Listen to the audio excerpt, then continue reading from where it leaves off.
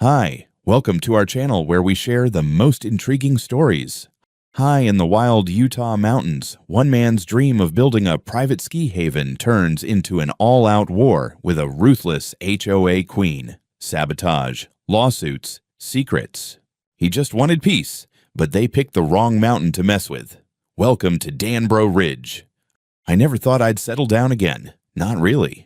For years, my life had been a rotating carousel of mountain peaks, survival gear, and temporary addresses scribbled in notepads. I'd built ski routes in Norway, rescue systems in British Columbia, and once froze half my beard off testing a lift in Idaho. But when my uncle passed and left me his land near Silver Fork, Utah, I felt the kind of gravity I hadn't in a long time. 120 acres on the eastern slope of the Wasatch Mountains. Pines thick as cathedral walls, snow that fell soft but deep, and ridgelines that caught morning light like stained glass. It wasn't just land, it was terrain with personality. And in that terrain, I saw a plan, a small private ski base. Nothing flashy, nothing corporate. One lift, 2 runs, a rustic but modern alpine chalet for winter guests, summer hikers, and those seeking altitude without attitude. I wasn't trying to carve a resort into the mountain. I was trying to carve a legacy. The land came with history, used to be a cattle ranch generations back,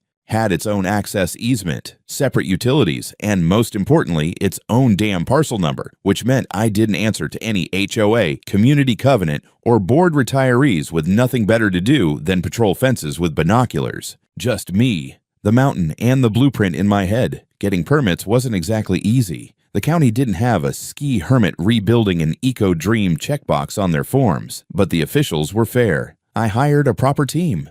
We did our due diligence, geotechnical surveys, environmental impact reports, and even a migratory bird analysis just to be safe. Everything came back clean. In fact, one county guy told me during the site review, "You're the first developer we've had who doesn't treat the woods like trash." I took that as a badge of honor. By early September, we had the green light. Crews arrived with equipment. The base platform for the lift was prepped. Concrete trucks rolled up the access road. I watched it all unfold from my Airstream parked on a small ridge just above the build site. Every time a truck came into view, I felt like I was watching something I'd only dreamed about finally take shape. Down in the valley, about a mile and a half away, sat the Timberline Overlook community, a neatly clipped pine-needled nest of million-dollar cabins and matching mailboxes. I'd driven past them once when I came up for a zoning hearing. They looked like they'd been cloned in a factory that specializes in smugness. I didn't think much of them, didn't need to. My land wasn't part of their gated utopia. Hell, I wasn't even visible from half their lots. And yet, on the 4th day of concrete pouring, one of my workers came up to me with a puzzled look. Some guy in a Patagonia vest was down at the bottom of the ridge filming us with his phone. Said he was part of the community board, and we needed to check in. I laughed. "Did you tell him this isn't a Starbucks drive-thru?" "I told him you'd call if it mattered." The worker shrugged. He left, muttering something about visual pollution. I didn't think much of it. There's always one nut job with a drone or a clipboard. Comes with the territory. But the next morning, a white Range Rover rolled up to the bottom of the access road, and a woman stepped out with a clipboard, oversized sunglasses, and the gait of someone used to winning arguments with customer service managers. She didn't come all the way up, just stood there, waving like she was expecting a valet. When I finally walked down, after finishing my damn coffee, she introduced herself. "Karen Woolsey," she said crisply, "president of the Timberline Overlook HOA. We need to talk." "Oh," I said. "About what?" "About the disruption your construction is causing," she replied, as if we were discussing an overdue library book. "We weren't notified." "You wouldn't be," I said. "You're not the county, and this land isn't part of your HOA." "Well, that's something we're not so sure about," she said, flipping a few pages on her clipboard. "Your property borders our view corridor. We have landscaping standards." I stared at her, stunned. "You think your HOA extends to what people can do on other people's private land because you can see it? It's a quality of life issue," she said, unfazed. "We're concerned about noise, visual disturbance, traffic. There's no architectural oversight here. Frankly, it feels unneighborly." "Lady," I said, "my nearest neighbor is a damn moose. You don't get to veto concrete trucks because they interrupt your lavender meditation playlist." Her lips thinned. We'll be contacting you formally. And she did. The next day, I got a certified envelope, HOA letterhead, a formal demand to cease all construction until I could confirm compliance with architectural and communal standards as outlined in the Timberline Overlook HOA Covenant Charter. I nearly choked on my coffee from laughing. I drafted a reply on the back of the demand letter, scanned it, and emailed it back. Dear Ms. Woolsey, I am not, have never been, and will never be a member of your HOA. My land is not under your jurisdiction. Do not contact me again unless you plan to apologize or relocate. Sincerely, the guy not in your neighborhood. I didn't hear anything else that week, but I knew, deep in my gut, that this wasn't over. People like Karen don't let things go, especially not when they think you've stepped outside a line they imagined into existence. The official cease and desist letter was barely a week old when the second envelope arrived. Same HOA letterhead, this time thicker, printed in color, with highlighted sections and a very serious-looking attachment labeled Urgent Notice of Architectural Noncompliance. I didn't know whether to laugh or laminate it. This time, they'd upped their game. The letter accused me of constructing a commercial operation that may threaten the tranquility and visual harmony of the Timberline Overlook community, and demanded that I submit for review a complete architectural proposal and aesthetic impact assessment. It went on to suggest that my project was in potential violation of shared ecological stewardship agreements and posed unknown consequences for property values and community serenity. Now, let's be clear, none of this had anything to do with the law. It was pure HOA gobbledygook, puffed up with legalese to scare folks who didn't know a plat map from a pot roast. Unfortunately for them, I did. My land was platted and recorded decades before Timberline Overlook was even a twinkle in some luxury developer's eye. No easements, no overlapping governance, no jurisdiction. Still, I figured they'd try again. And they did. Louder. Karen Woolsey started showing up near my access road more frequently. Never crossing onto the property, she wasn't stupid, but always just close enough that I could see her standing there with her oversized sunglasses and clippered like a suburban Sauron scanning Mordor for code violations. One time, she brought 2 other HOA board members with her. One of them pointed up the ridge at my nearly finished lift base and shook his head dramatically. It was like they thought disapproval could melt concrete. Then came the emails. Dozens. Not directly to me, of course. I had blocked their address after the first round, but to the county, to zoning, to building safety, to the environmental board. One guy from the air quality division called me, apologizing in advance, and said, "I've got 4 duplicate complaints here from someone named Karen about your diesel generators. Can you just send me a photo of your emissions filter setup?" "No problem," I told him. "It's a Tier 4 Final Cummins. I could run it inside a Whole Foods and nobody would smell it." I sent the photo. The complaint was dismissed. The next day, another department called. It became a game. I'd get an email or a call about a community concern. Noise, erosion, wildlife disturbance, scenic damage, too many trucks on the access road, and within hours, I'd shoot back documentation proving I was in compliance. Permits, surveys, engine specs, slope stabilization diagrams. You name it, I had it. Meanwhile, Karen went public. She launched a petition titled, in bold, all caps horror, "Stop the illegal mountain destruction, save our landscape." She framed it like I was clear-cutting Yosemite and paving it over with fast food joints. The petition circulated in Timberline Overlook's Facebook group, which I wasn't part of but definitely had a mole in. My cousin Maria, who lives down valley, sent me screenshots every day, like a digital resistance courier. "Look at this," she texted one morning, attaching a post from Karen. "If this project is allowed to continue, our children may never again see the ridge as nature intended. We must stand united against reckless expansion." Children. It was a patch of forest with 1 dirt road and an outhouse full of wasps. Not exactly Eden. Then came the community meeting. They held it at the Timberline Overlook Lodge. Gated, of course, but someone leaked me the agenda. The first item? Discussion of unauthorized construction near Timberline perimeter. The second, motion to retain legal counsel for community protection. That's when I knew she wasn't just tilting at windmills. She was organizing a crusade. My lawyer, Todd, a local guy with a beard like a Civil War general and a personality to match, advised me to keep documenting everything. This is targeted harassment. They're trying to wear you down through sheer nuisance. But if they slip up and claim jurisdiction, we'll bury them. I don't want to bury anyone, I told him. I just want to build my damn lift. Then stay clean, keep receipts, and don't give them anything they can use. We doubled down. Upgraded fencing around the construction zone, put up private property signs every 50 feet, installed a gate camera and a motion-activated trail cam facing the ridge. I even hired a retired Forest Service ranger named Carla to monitor the tree line for unauthorized hikers or accidental trespasses. Carla carried bear spray and a Nikon. She didn't smile much, which I appreciated. And yet, somehow, every day it felt like I was being invaded without a single toe crossing the line. The HOA didn't need laws. They had perception. Their weapon was narrative, and Karen was a sniper with a smartphone. But they were also sloppy and arrogant. That's when something strange happened. One evening, while I was checking site equipment logs in my trailer, I heard a knock.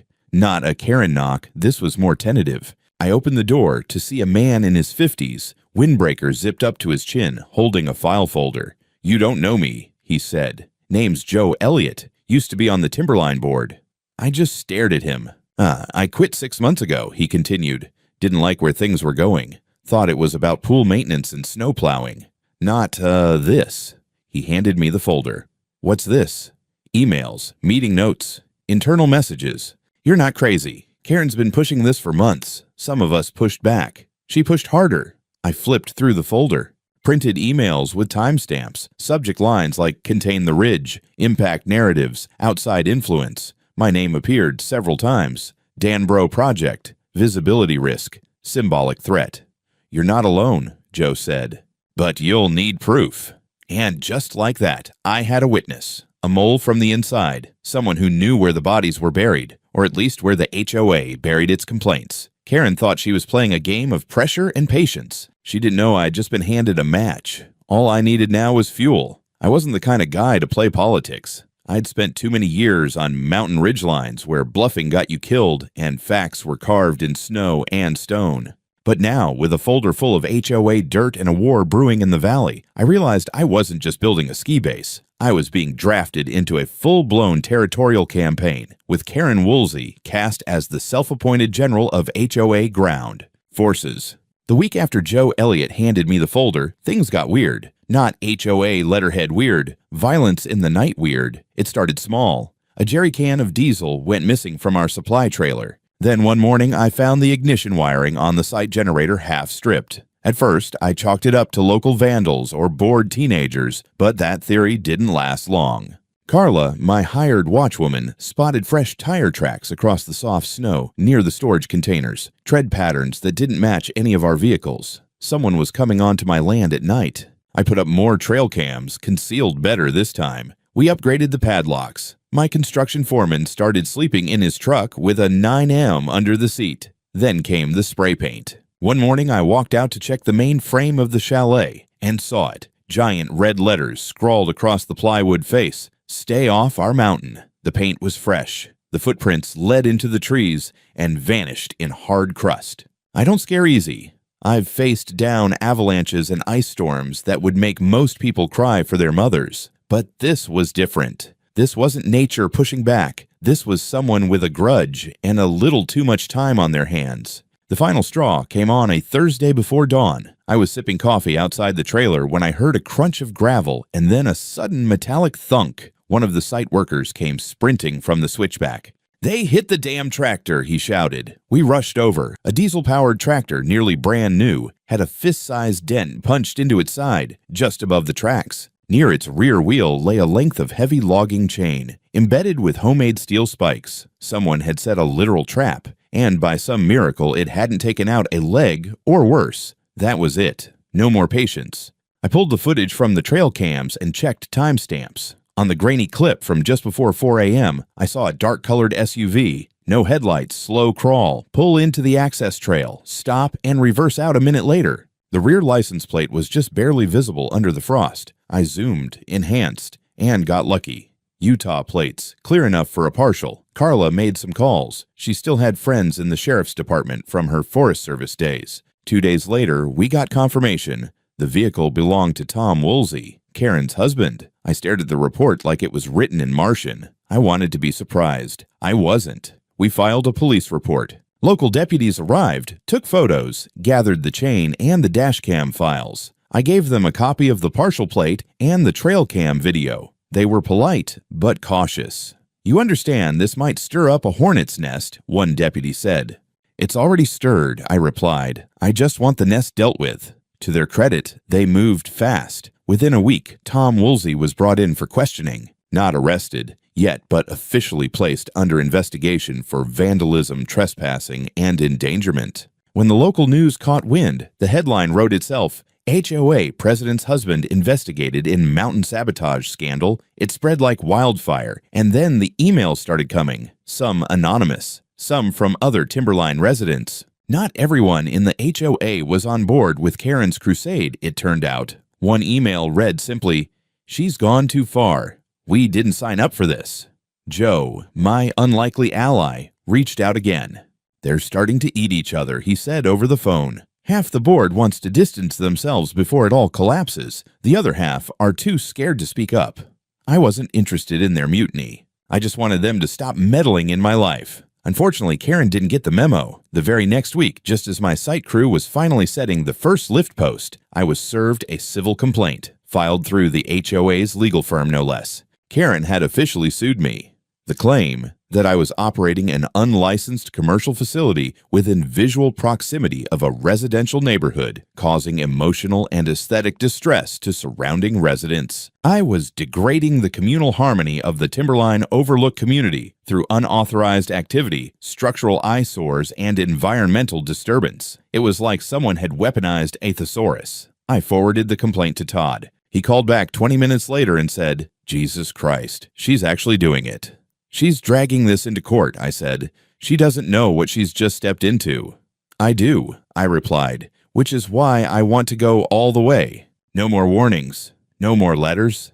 That afternoon, Todd and I drafted a counterclaim: harassment, libel, malicious interference with lawful development, defamation, destruction of property, sabotage. And now, thanks to Joe Elliott, we had internal emails to prove motive. Meanwhile, up on the ridge, work continued. Slower now, more cautious. Crews were nervous. Morale dipped. Insurance premiums climbed. The vibe had shifted. We weren't just fighting altitude and weather anymore. We were fighting paranoia. But for me, there was clarity in the chaos. I finally understood what I was up against. Not just a bad neighbor, not just an overreaching HOA, but a system run by people who thought they could bend reality to their will and destroy anyone who didn't kneel to it. They wanted a war.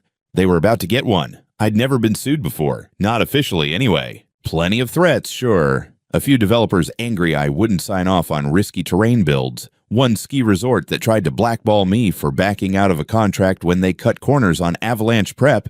But this was a first. Karen's lawsuit was thick, over 60 pages, a symphony of buzzwords and faux legal indignation. Unlicensed infrastructure, threat to residential cohesion, invasion of shared visual space. She even cited a clause from her HOA charter about aesthetic integrity zones, as if that applied outside their literal damn fence. But the worst part? She wasn't just doing this to stop the project. She was doing it to bleed me dry. Drag it through months of hearings, force me to stall construction, rack up legal bills until I either gave up or went broke. It was a siege in court filings, and I knew it. What Karen didn't know, what none of them knew, was that I'd been preparing for this moment from day one. My lawyer, Todd, had already filed a comprehensive counterclaim.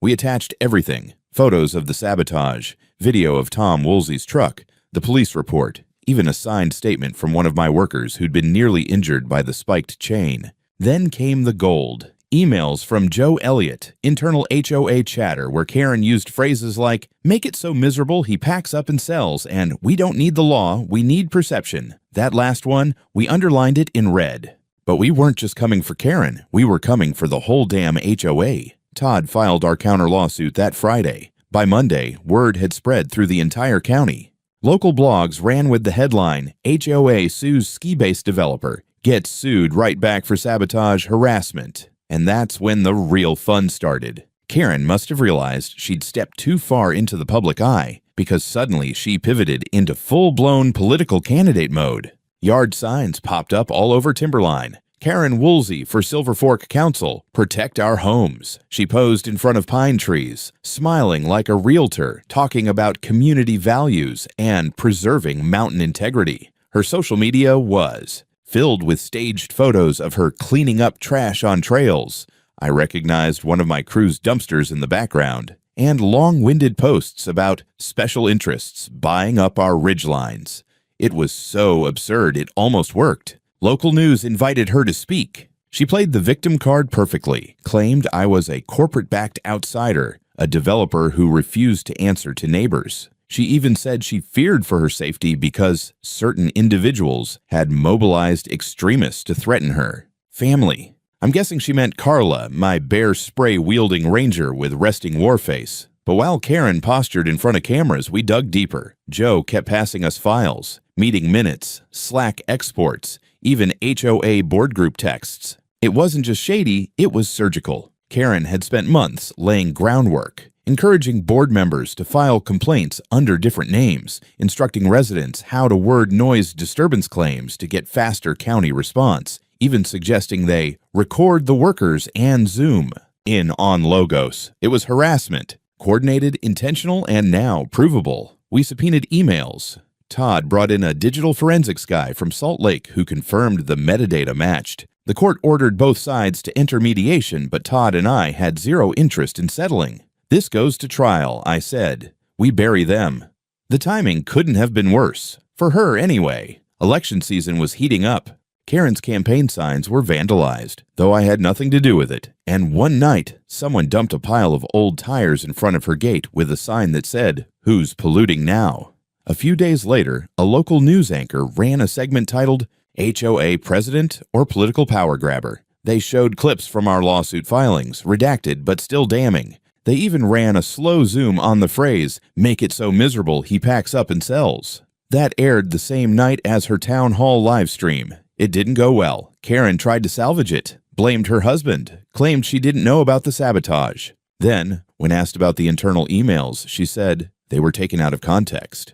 Classic. Meanwhile, my project crawled forward, more slowly than I liked. The workers were jumpy. Our insurance had jacked up premiums due to active conflict zone conditions, which was apparently now a thing, but we pushed on. One lift post at a time, one timber beam, one bag of concrete. The mountain didn't care about lawsuits. It just stood there, ancient and indifferent, waiting to be carved with purpose. And me. I wasn't leaving. Not now, not ever. The court date was set. Civil case docketed. My name, Trevor Danbro versus Timberline Overlook HOA, and Karen Woolsey, individually. I remember reading it printed on that first court document, thinking it looked like the credits of a very slow-moving horror movie. Except now, the horror had a suit, a platform, and a campaign slogan. While the legal gears cranked forward, I kept building. Slow, heavy progress. The kind of progress that doesn't make headlines but leaves bruises and receipts. Meanwhile, Karen doubled down.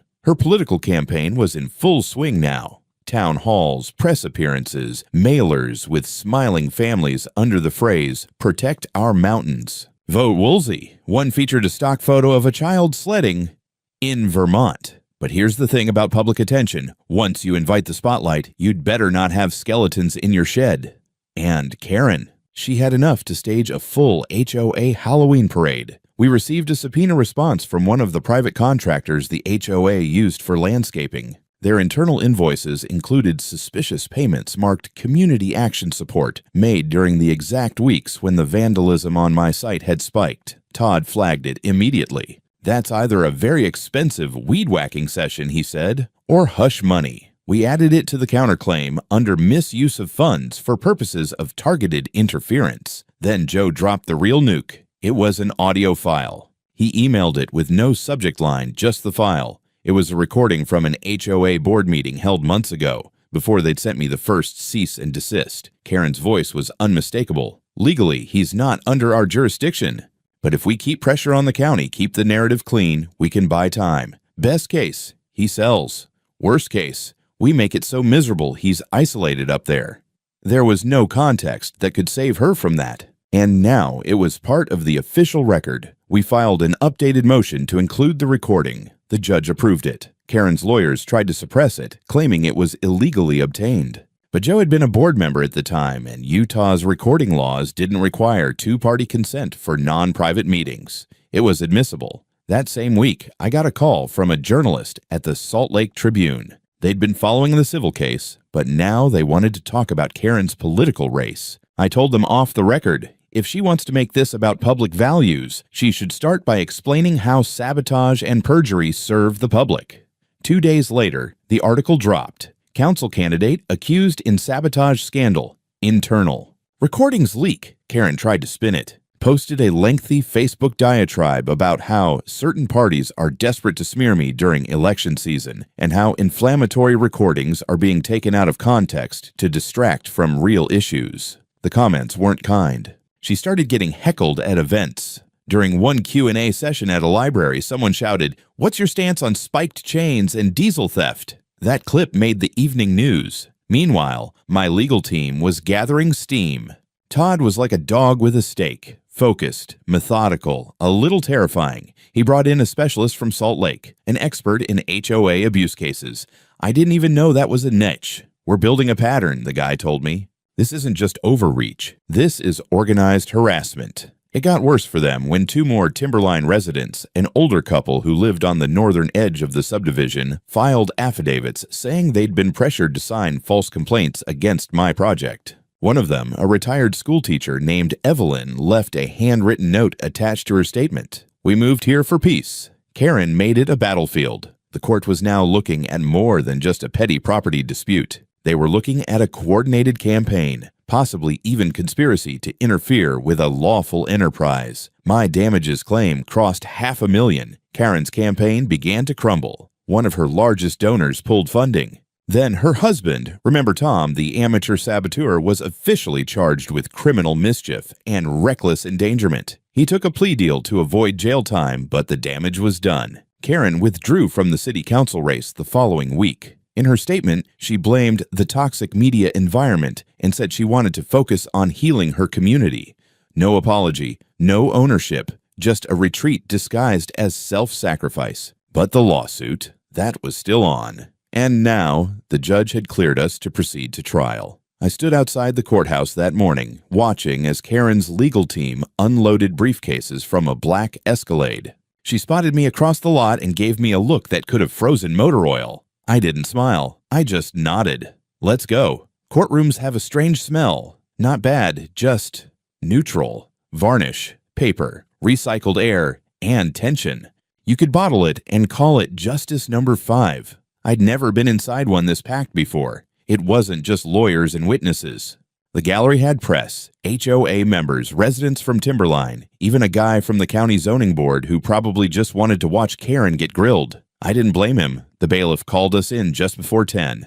I sat next to Todd at the plaintiff's table wearing my only suit, the one I used to wear when pitching projects to Alpine resorts before they went corporate and cold. Karen sat across the aisle in a sharp navy jacket, lips pursed, a stack of color-coded files in front of her. She looked like she was ready to scold the judge for putting the bench in the wrong place. Judge Mallory entered. Late 50s, ex-military posture, reading glasses low on her nose, and a reputation for cutting through nonsense like a snowplow through a drift. She took one look at the combined case summary, Karen's complaint, and our counter, and said flatly, "So we're here because a ski lift made someone cry. Let's proceed." Karen's lawyer went first. He gave a long, wandering speech about aesthetics, neighborhood cohesion, and community impact. He actually used the phrase emotional pollution. I could see Judge Mallory's left eyebrow rising with each new buzzword. Then it was our turn. Todd stood up, calm and deliberate. "Your Honor, this is not about zoning. It is about abuse. The plaintiff, Mrs. Woolsey, has used her position in the HOA to orchestrate a months-long campaign of obstruction, false claims, public defamation, and, most egregiously, acts of coordinated sabotage, one of which nearly caused physical harm." He laid out our evidence, like surgical tools on a tray. First, the property documents, original plats from the county showing that my land had zero connection to Timberline Overlook. We even brought in the county surveyor to testify. She pointed to maps projected on the courtroom screen, highlighted parcel boundaries, and said clearly, The Danbro property is not, and has never been, subject to the Timberline HOA. Second, the complaints. Dozens of emails from HOA board members, including Karen, submitted to various county offices under different aliases. We showed how multiple residents who had filed noise and safety complaints all traced back to the same HOA committee emails, some with identical typos. That got a visible reaction from the jury. Third, the video. We played the trail cam footage showing Tom Woolsey's SUV entering my property, then the chain, the spike trap, the tractor damage. The deputy testified to the arrest and the chain's forensic match to the truck bed.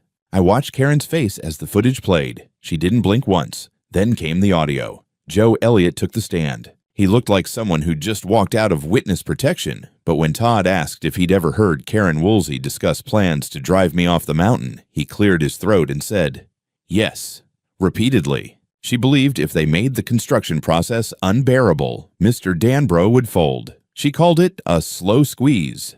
Todd played the March recording. Legally, he's not under our jurisdiction, but if we keep pressure on the county, best case, he sells. Worst case, we make it so miserable he's isolated up there.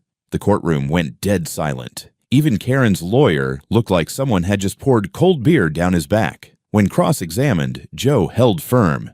I joined the board to help maintain roads. What I witnessed was power obsession. She weaponized the HOA. Karen's team tried to bounce back with nonsense about community values, but by then it was like trying to put out a forest fire with a teacup. One of our last witnesses was Carla, my trail-watching ranger. She testified about the intimidation, the camera footage, the property violations. Her closing line, "You don't fight a guy building a lift with a chain full of spikes unless you think you're above the law." By the time both sides rested, the air in that courtroom was thick with the weight of it all. I'd never felt so calm and so wired at the same time. Then Judge Mallory spoke. She didn't shout. She didn't grandstand. She just looked directly at Karen and said, "This case is a masterclass in overreach. Not of legal boundaries, but of personal ones." The plaintiff used a homeowners association like a battering ram, aimed at someone whose only crime was building something outside her control. The court seized through the pretense.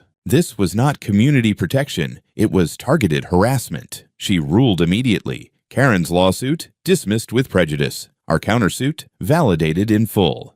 The Timberline HOA was ordered to pay me $420,000 in damages related to delay costs, legal fees, and property loss. Karen personally was hit with a judgment of $180,000 for defamation, intentional emotional distress, and coordination of sabotage. But the real kicker? Judge Mallory referred the matter to the county prosecutor, citing strong evidence of criminal conspiracy and false statements made to public officials. Karen didn't flinch. She just nodded once, like someone holding their breath underwater. As the gavel dropped, Todd leaned over and said, "Congratulations. You just broke a suburban empire." After the ruling, everything got quiet in a way that didn't feel real, like the mountain itself was holding its breath. We walked out of the courthouse into an afternoon sun that felt almost sarcastic. Todd shook my hand with a grin that belonged more to a poker game than a courtroom. "You ever think about law school?" he asked. "Only if they let me teach chain trap jurisprudence," I said.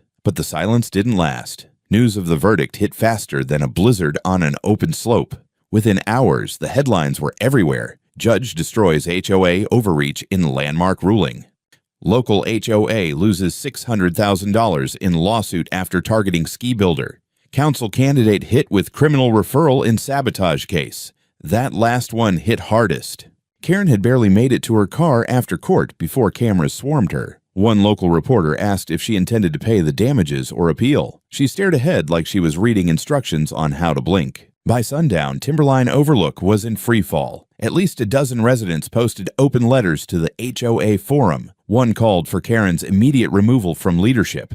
Another simply read, "I did not sign up to fund someone's vendetta." Then came the emergency board meeting. They didn't even hold it in the lodge. They moved it to the community pool house because the main room had been compromised by media presence. Someone live-streamed it anyway. I watched it from the Airstream with Carla and a beer, popcorn in a dog bowl between us. Karen didn't show. The remaining board members spent an hour trying to calm residents, citing unexpected legal exposure and misrepresentation of executive authority. Eventually, one of them, Alan, I think his name was, finally caved and said it. We were misled. This was never about community safety. It was personal, and now it's criminal. The next morning, Karen submitted a resignation letter. Short, cold, no apology. By noon, the local paper confirmed she and Tom had put their house up for sale.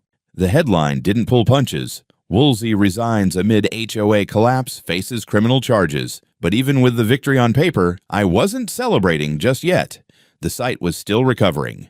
Gear had to be replaced, timelines restructured, contractors reassured. Insurance money helped, but morale was slow to come back. Some of the crew had been with me since Idaho. Tough guys, good people, but months of tension takes a toll. That's when something unexpected happened. One afternoon, a knock on my trailer door. I opened it and found a woman, mid-60s, salt and pepper ponytail, timberline fleece vest. Mr. Danbro? Yeah.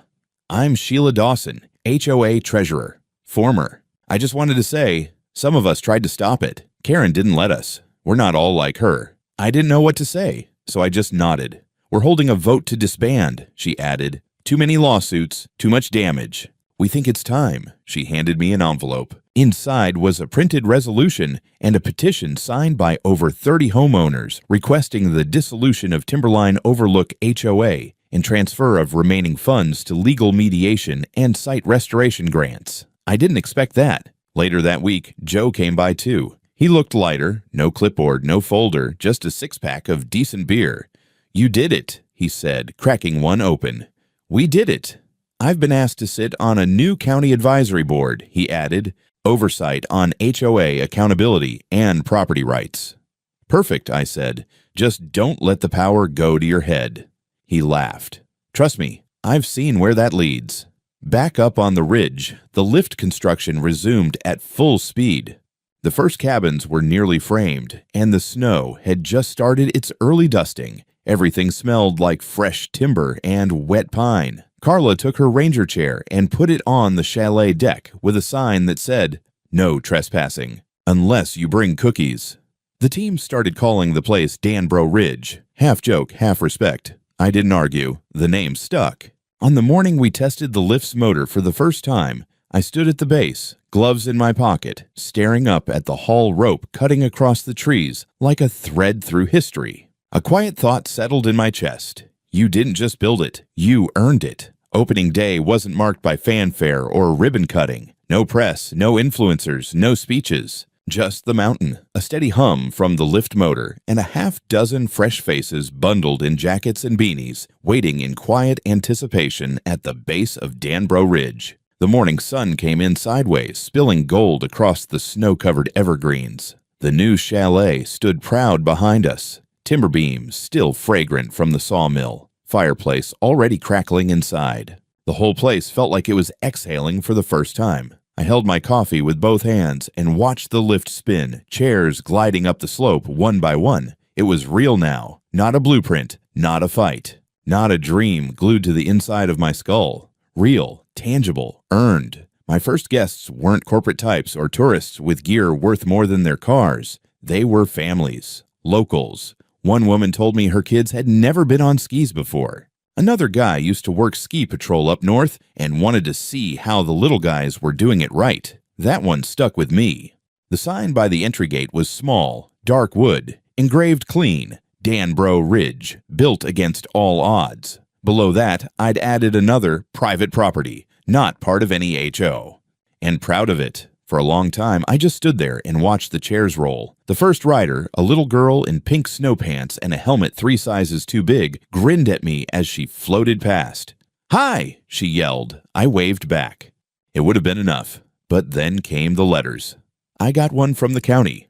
Official letterhead. They wanted to recognize Danbro Ridge as an example of sustainable, small-scale alpine development. Offered to list it in their seasonal ecotourism guide. I said yes. Then one from the Attorney General's office. Karen Woolsey had officially been indicted on charges of submitting false claims to a public official, conspiracy to commit property damage, and misuse of community funds. Tom pled guilty and took a deal, community service, and a steep fine. Karen, as far as I knew, had left Utah altogether. Last I heard, she was living in Arizona trying to run a boutique Airbnb, some HOA horror story in reverse. And then came the postcard. No name, just a return address from Timberline Overlook, one of the cabins near the edge. It read, "Thank you for standing your ground. We didn't know how much we needed someone to say no. Enjoy the view."